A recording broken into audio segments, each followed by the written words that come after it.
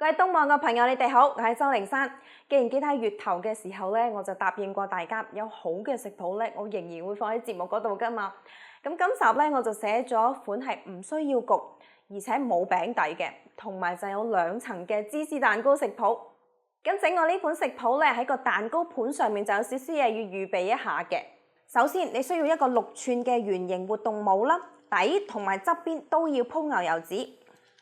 咁另外咧就係一個4寸嘅廚師圈啦，掃咗油之後個底包錫紙，再放上去個細盤度。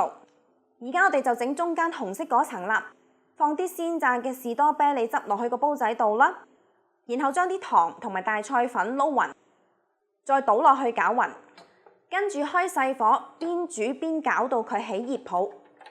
煮好之後熄火，落蜜糖同埋青檸汁攪勻佢。最後就倒落去4寸嗰個廚師圈嗰度，送入去雪櫃雪住先。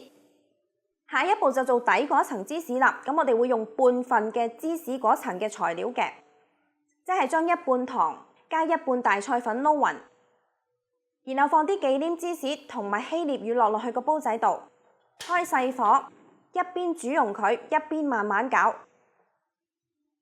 煮好之後熄火，加牛奶、糖同埋大菜粉攪勻。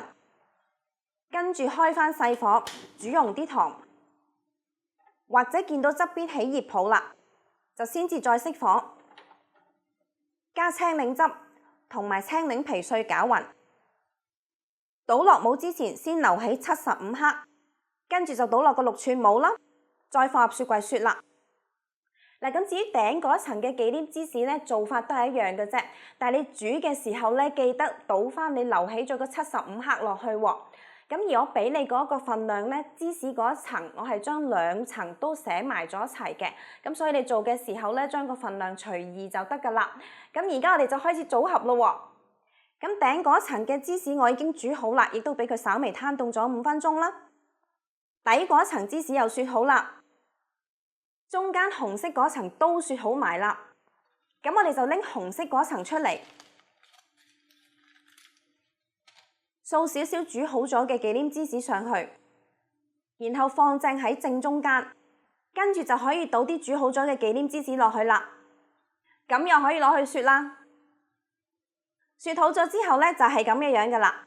切一件俾你哋睇下啦，睇下靚唔靚啊？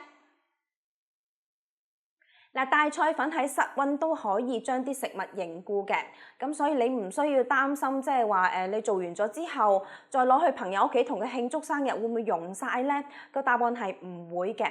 但係如果你用魚膠粉咧，就有咁嘅機會啦，因為魚膠粉係要雪住先至會凝固㗎。你攞出嚟室溫擺太耐咧，即係譬如啲啫喱嗰啲咧，佢就會變水㗎啦。咁而第二樣嘢就係雪嘅時間啦。嗱，我建議大家雪足佢一整晚，你先至好切佢。如果你雪咗佢4個鐘左右，見到佢凝固啦，跟住心急啦就切佢嘅話咧，佢嗰2層之間咧就好容易分離㗎。咁所以大家留意返，唔好心急咯喎。咁做咗嘅記得影張相俾我睇啦，因為我好期待你哋咁靚嘅作品啦。我哋下個星期嘅靈感主義再見啦，拜拜。